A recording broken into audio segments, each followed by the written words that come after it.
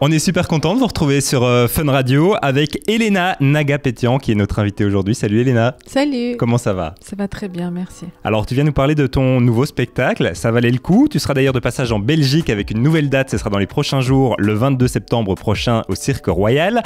Moi, dès que j'ai dit à mes amis, à mon entourage que je te recevais pour une interview, tout le monde m'a dit mais quoi? La fille qui cartonne sur TikTok? Mais c'est vrai. Alors tu as commencé toi les réseaux, c'était en 2022. Tu as rapidement commencé à faire de la scène, une émission aussi sur TF1. Et puis maintenant, tu remplis des salles. Ça a été très très vite. Comment tu le vis? Alors, comment je le vis? Je le vis très bien. Point. Parce que ta vie, elle a radicalement changé du jour au lendemain. Tu t'attendais à ça quand tu as commencé à faire les vidéos sur les réseaux? Je m'attendais. Est-ce que je m'attendais à ça? Je savais que j'allais y arriver. Je me suis donné 2 ans, ça a été pile au bout de 2 ans. Donc je ne sais pas, peut-être c'est un peu prétentieux, mais j'avais cette assurance en moi et j'étais persuadée que ça allait marcher. Je ne savais pas que ça allait marcher autant, mais je le vis bien. Alors, j'ai vu pas mal d'extraits de tes scènes sur les réseaux sociaux parce que tu en repartages beaucoup et on voit aussi que tu adores échanger avec le public. C'est beaucoup d'improvisation quand on vient te voir sur scène. Finalement, chaque fois qu'on va te voir, chaque scène que enfin, chaque fois que tu montes sur scène, le rendu est un peu différent finalement parce que tu joues beaucoup avec le public. Oui, dans mon spectacle, il y a toujours un moment qui est dédié à l'interaction parce qu'en fait, il y a entre 50 et 1 heure, entre 50 minutes et 1 heure de texte écrit. Et il y a des moments dans le spectacle dédiés à l'interaction. Donc, ce qui rend le spectacle justement unique à chaque fois parce que les interactions sont différentes à chaque fois.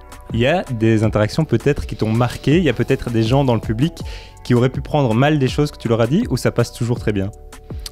Ça m'est arrivé d'avoir des gens qui...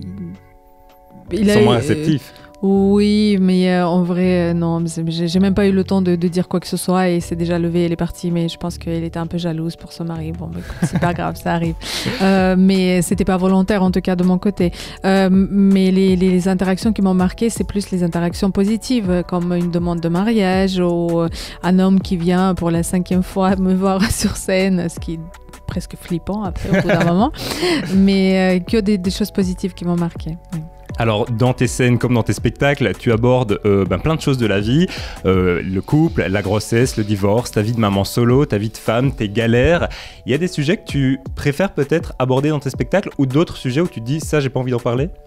Je parle que des sujets qui me tiennent à cœur, c'est-à-dire mes origines, mon déménagement, mon impression de la France et des Français, le divorce, bien sûr, la maternité, ma nouvelle vie de célibataire ou de couple et tout ça. Il n'y a pas de sujet tabou. Il parle de quoi d'ailleurs ce spectacle? On peut s'attendre à quoi en venant te voir sur scène le 22 septembre? Je vais raconter l'histoire d'une fille qui est venue un jour en France sans parler français, sans avoir des gens qu'elle connaît en France, juste avec un rêve de pouvoir rester ici et qui a épousé un homme au bout de 5 mois qu'elle a rencontré sur Tinder. Elle a eu un enfant, puis elle a divorcé et puis elle a beaucoup voyagé dans tous les sens du terme et puis elle s'est mise en couple avec un homme qui a 10 ans de moins.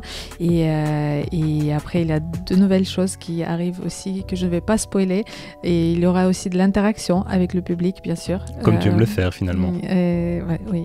Alors, ton spectacle, je le disais tout à l'heure, il s'appelle « Ça valait le coup ». Du coup, on t'a prévu une petite interview. Tu vas nous dire si oui ou non, ça valait le coup.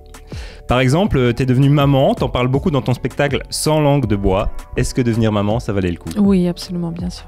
Avoir quitté la Russie pour la France à 22 ans, ça valait le coup? Absolument, oui.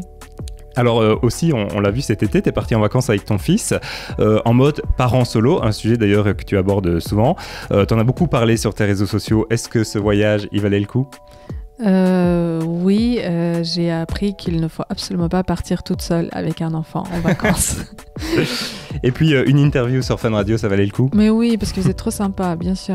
On rappelle donc ton spectacle, ça valait le coup. Il sera, tu seras de passage en Belgique le 22 septembre prochain au Cirque Royal à 19h. Franchement, allez voir Elena sur scène. Merci en tout cas Elena d'avoir pris de ton temps dans cette grosse journée promo pour venir en parler sur Fun Radio. Merci à vous. J'ai jamais regardé la caméra, moi désolée. Non plus.